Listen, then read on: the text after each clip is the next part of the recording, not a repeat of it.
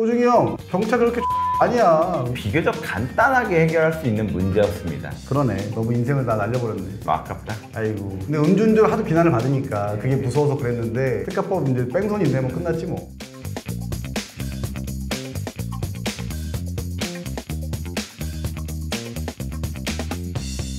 똑같은 사람인데 김호중은 처벌받으면 안 되고 막내 매니저는 괜찮은 건가요? 이 이야기는 서울중앙지법 신영희 영장전담 부장판사님이 김호중 씨에 대한 영장 실질 심사 당시 김호중 씨를 질책하면서 했던 말이라고 합니다. 성장 스토리가 아주 다이나믹한 사람이죠. 크바로티 김호중 씨가 한순간에 미결수 신세가 되었습니다. 폭행, 도박 등 여러 논란거리는 있었지만 다름 아닌 음주 뺑소니에 발목이 잡혀서 이제 진짜 나락으로 떨어지게 생겼는데요. 뉴스 보신 분들은 다 아시겠지만 김호중 씨는 술을 마신 채 차를 운전하다 반대편 도로에 택시를 충돌하는 사고를 낸 뒤 아무런 조치를 취하지 않고 달아났고 운전자 바꿔치기를 하기 위해서 매니저에게 허위 자수를 요구한 것도 모자라 본인은 사고 발생 17시간이 지나서야 경찰에 출석을 했습니다.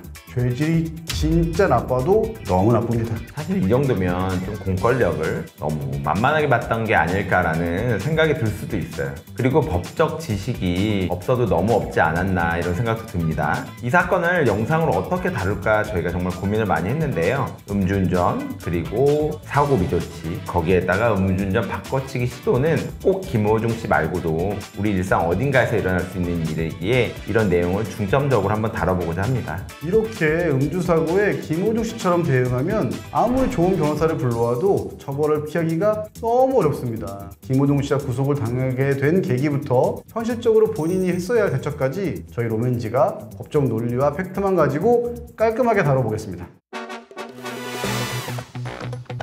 사실 김호중 씨 정도 되는 유명인이면 도주 염려도 거의 없잖아요. 그런데 어쩌다가 구속까지 당하게 됐을까요? 어떤 자신감이 있던 건지 구속 전날까지 공연을 강행했었거든요. 도망은 안 갔지만 자신의 범죄 흔적을 지우려 했던 게 가장 큰 문제입니다. 운전자 바꿔치기를 시도했고 빈번히 거짓 진술한 정황이 나왔고 심지어 블랙박스 메모리도 없애버렸잖아요. 우리나라 형사소송법을 보면 범죄 사실의 인정은 반드시 증거에 의할 것이라는 내용이 있는데 이 증거를 없애버리면 범죄 사실을 어떻게 인정하겠어요? 그렇죠. 김호중 씨가 저지른 행동으로만 봤을 때는 구속까지 이루어질 사안은 솔직히 아닙니다. 음주운전이 초범이었을지 아니면 여러 회가 있었을지 모르겠지만 그럼에도 불구하고 구속영장이 발부된 거는 재판부에서 증거인멸의 우려가 굉장히 크다고 본 것 같아요. 처벌을 어떻게 받을지는 재판까지 계속 지켜봐야 하겠지만 이미 저지른 범죄에 대해서 선처가 아니고 처벌을 피하고자 이런 선택을 했으면 조금 아쉽고 바보 같은 선택입니다. 또한 김호중 씨 영장 실질심사 때 공판검사가 아닌 담당검사가 직접 법원에 나온 것도 상당히 이례적인 경우인데요. 검사 이겨서도 한두 장이 아니고 수십 장을 준비했다는 얘기가 나오는 것을 보면 이번에 진짜 잘못 걸린 것 같습니다. 검찰총장까지 나서서 음주운전이나 교통사고 일어나는 운전자 바꿔치기 같은 범죄를 사법 방해로 규정하고 엄정 대응할 것을 전국 일선 검찰청에 지시한 것을 보면 알 수 있죠. 아마 구속영장이 기각되었다면 분명 어떻게든 다시 재청구하지 않았을까 하는 생각이 듭니다. 인터넷에 그런 글이 하나 올라왔더라고요. 신 변호사님이 좀 맛깔나게 읽어보실래요?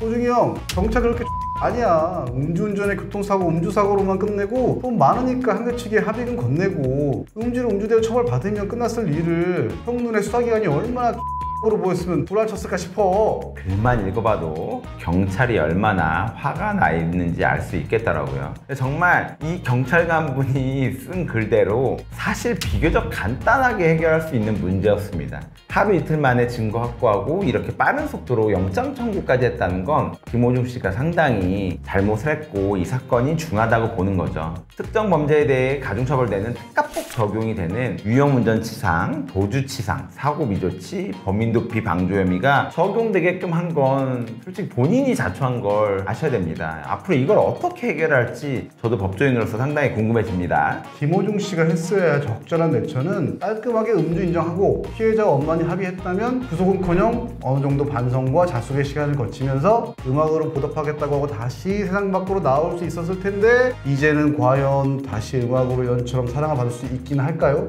김호중 씨가 어떤 처벌을 받게 될지는 이어서 계속 설명을 드리도록 하겠습니다.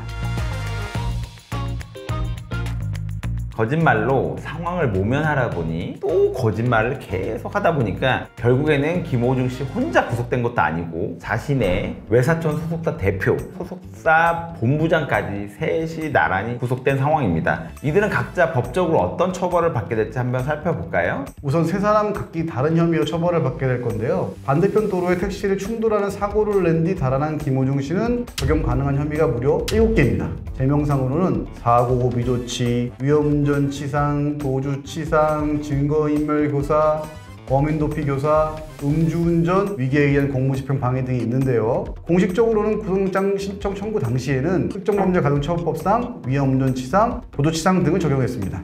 그리고 같이 구속된 소속사 대표는 김호중 매니저에게 허위 자수를 지시한 혐의, 그러니까 범인 도피 교사로 처벌을 받겠죠. 마지막으로 김호중 씨의 블랙박스 메모리 카드를 제거한 혐의를 받는 본부장은 증거인멸 혐의로 처벌을 받게 될 것 같습니다.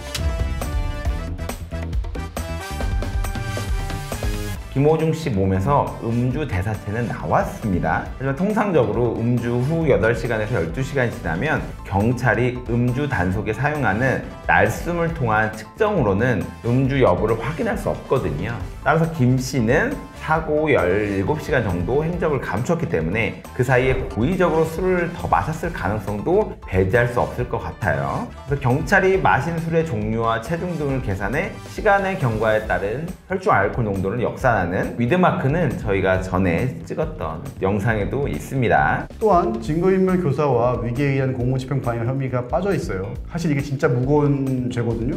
이걸 왜 안 넣었냐 싶을 수도 있지만 어떻게 보면 구속 가능성을 높이기 위해서 당장 증거를 입증하기 어려운 것들은 빼놓고 구속영장을 청구한 게 아닐까 하는 생각이 들기도 합니다. 나중에 다른 입증이 돼서 추가가 된다면 뒤에 가서는 처벌 수위가 더 무거워질 수 있겠죠. 김호중 씨가 초범이라면은 집행유예나 벌금형으로 끝날 수 있는 상황이지만 조직적 범인 도피, 증거인멸 정황이 가중 요소로 작용되게 되면 얼마든지 초범이어도 실형이 나올 수도 있으리라고 저희는 예상하고 있습니다. 마지막으로 김호중 씨의 옷을 입고 대리 자수한 매니저 역시 누가 시켰다고 하더라도 결코 처벌을 피할 수 없습니다. 간혹 누군가를 위해서 수사기관에 가서 대신 거짓 자수를 하는 경우가 있는데 이 경우 범인도피죄로 3년 이하의 징역 또는 500만 원 이하의 벌금을 처할 수 있습니다. 따라서 절대 이런 부탁은 들어주면 안 됩니다. 근데 저희가 상담을 하다 보면 실제로 남편이 술을 먹고 동승자한테 빨리 바꿔치게 해달라, 지금 음주 단속을 하고 있다, 이런 경우가 생각보다 엄청 많습니다.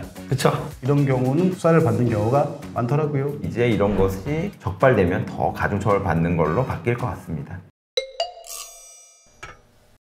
사회적 무리를 빚고도 공연을 강행한 김호중 씨는 그 공연이 어쩌면 가수로서 대중에게 인정받는 마지막 공연이 될 수도 있을 것 같은데요. 대검찰청은 최근 기존 법령과 판례로는 혐의 입증과 처벌에 어려움이 있었던 음주교통사고 후 추가 음주에 대한 형사처벌 규정을 신설을 법무부에 입법 건의했다고 하는데요. 우리나라 수사기관과 사법기관이 음주운전 처벌의 진심이라는 것을 제대로 보여주고자 하는 것 같습니다. 흔히 그 인터넷 짤이 있어요. 음주운전을 했어. 근데 그 앞에 단속이 돼. 그럼 어떻게 해야 되냐는 요령이 있어요. 바로 옆에 편의점에 가라. 거기서 소주 한 병을 따라. 그리고 마셔라. 변호사들이 한 말은 아니지만 인터넷에 많이 돌고 있거든요. 음주한 후 추가 음주를 해버리면 이 전에 음주 때문에 이번이 음주운전인지 그 후 때문인지 잡을 수가 없습니다. 잡을 수가 솔직히. 그게 일반인들이 만든 요령이라고 하지만 변호사들 판례에서도 실제로 음주 후 또 다른 추가술을 먹었을 때 그것이 언제 음주로 운전을 한 거냐에 대한 판별이 굉장히 어려워서 무죄가 많이 나와요. 따라서 그런 부분에 대한 걸 좀 보충하고자 입법을 신청한 것이 아닌가라는 생각이 듭니다.